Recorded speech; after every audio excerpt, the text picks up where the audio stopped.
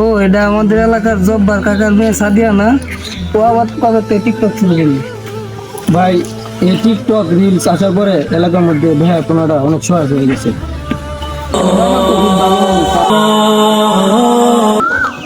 আসসালামু আলাইকুম আলী সাহেব। ওয়ালাইকুম সালাম। সজল কেমন আছো? আলহামদুলিল্লাহ চাচা ভালোই আছি। চাচা হাতে এটা কি? এটা ক্যামেরা স্ট্যান্ড নাকি কি কোয়া জানি এটারে? হ্যাঁ হ্যাঁ স্ট্যান্ড স্ট্যান্ড। চাচা আপনি এটাতে কি করবেন? এটা আমার জন্য না তো, এটা আমার মেয়ের জন্য। জানি না বাজান ফুলা ফানতে কি করে তোমরা। ও আপনার মেয়ের জন্য? কি ব্যাপার তোমার অনেকদিন ধরে মসজিদে দেখি না? মসজিদ নতুন তাবলিগের কাজ শুরু হয়েছে, তোমরা মতো যুবকরা তুমি মসজিদে যাতে ভালো লাগে। ও চাচা বাড়িতে আসছিলাম না তো, এক জায়গায় গেছিলাম। ইনশাল্লাহ আজকে থেকে যাবো মসজিদে। আচ্ছা ঠিক আছে, তুমি আমরা বাদ যাইও, তোমার লাগে জমজমের পানি আর খেজুর রাখছি। ভাই এলাকায় তো একটা বিষয় নিয়ে সেই সমালোচনা করতেছি, আপনি কিছু জানেন না? ওই জানি না তো। কেন কি নিয়ে সমালোচনা শুরু হয়েছে? কেন ভাই আপনি কি ফেসবুকে এগুলো দেখেন নাই? না, আমি তো ব্যবসা বাণিজ্য নিয়ে ব্যস্ত থাকি। ও তাহলে দেখেন।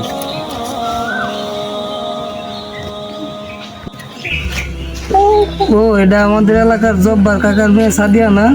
ও আবার কবে থেকে টিকটক শুরু করলি? ভাই এই টিকটক রিলস আসার পরে এলাকার মধ্যে ভাইয়াপনাটা অনেক সহায়ক হয়ে গেছে। ওর বাবা তো খুব ভালো মানুষ, পাঁচ ওয়াক্ত নামাজ কালাম করে গত বছর নামাজ পড়ে আসলো। ভাই জাব্বার কাকা মনে হয় এই বিষয়টা জানে না, ওনার মেয়ে যে টিকটক করে। আমার মনে হয় আজকালকার মেয়েরা পরিবারের অজান্তে অনেক কিছু করে, এটা মনে হয় জব্বার কাকা জানে না। চল আমরা জব্বার কাকারে যাই এটা বলি। ভাই বলবেন? বললি না আবার বলি কি মনে করে?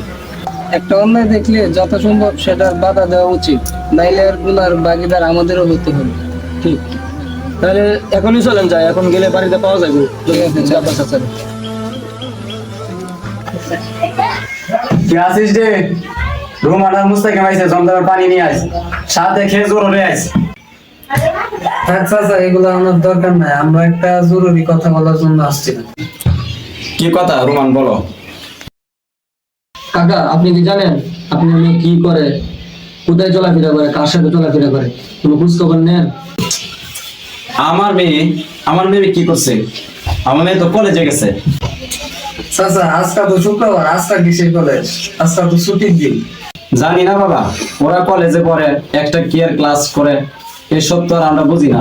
চাচা আপনার মেয়ে তো টিকটক করে, টিকটকে তো তার একটা ভিডিও বাইরে। আলহামদুলিল্লাহ। কি কয়জন মাঝে দেখছি? আরে মাইয়ারা কত কষ্ট করে এগুলা নিয়ে। আলহামদুলিল্লাহ। চাচা আপনি হাজি সাহেব মানুষ, আপনাকে সবাই এলাকার সম্মান করে, আর আপনার মেয়ে টিকটক করে বাইরে রয়েছে, টিকটকে নাচানাচি করতেছে, আর আপনি আলহামদুলিল্লাহ বললেন? আরে এই যুগের ফুলাফা একটু অল্প পরে বিয়ের সাথে ঠিক হয়ে যাবো গা। ঠিক হওয়ার চান্স খুবই কম।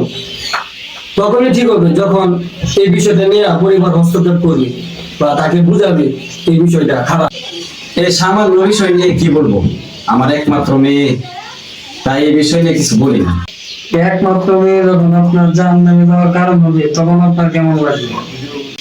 মাল আমি তো গুনার কাজ বড় হইলে ঠিক হয়ে যাইব। আর যদিও গুনার কাজ হয়েই থাকে, গুনাহ করছে আমার মেয়ে, আমি কেন জাহান্নামে যাবো? আচ্ছা তাড়াতাড়ি করো, আমার আবার মসজিদে যাওয়া লাগবো। চাচা এখনো তো আজান দেয় না, আমরা তো নামাজে যাবো। একটু বসেন, আমরা কয়েকটা কথা বলি, শুনেন। আচ্ছা বলো বলো, কি বলবা? একটু তাড়াতাড়ি বললো। চাচা তাহলে শুনেন, 3 ব্যক্তির উপরে জান্নাত হারাম, হাদিসে আসছে। 1 নাম্বার যে মদ পান করে, 2 নাম্বার হচ্ছে যে পিতা মাতার অবাধ্য সন্তান, আর 3 নাম্বার হচ্ছে দায়ুস। আচ্ছা বুঝলাম, আমি কেন জাহান্নামে যাই? আমি তো মদ খাই না, আবার পিতা মাতার অবাধ্য সন্তানও না। আচ্ছা বাজান, দায়ুসটা কি? এটা তো আমি বুঝলাম না। চাচা দায়ুসটা হচ্ছে হাদিসে আসছে আল্লাযী ইউকিরু আহলাহুল খুবুসা, তার অর্থ হচ্ছে যে স্বীকৃতি দিচ্ছে বা মেনে নিচ্ছে তার পরিবারের জন্য নোংরামি, বেহায়াপনা, অশ্লীলতা, যে মেনে নেয় সেই দায়ুস।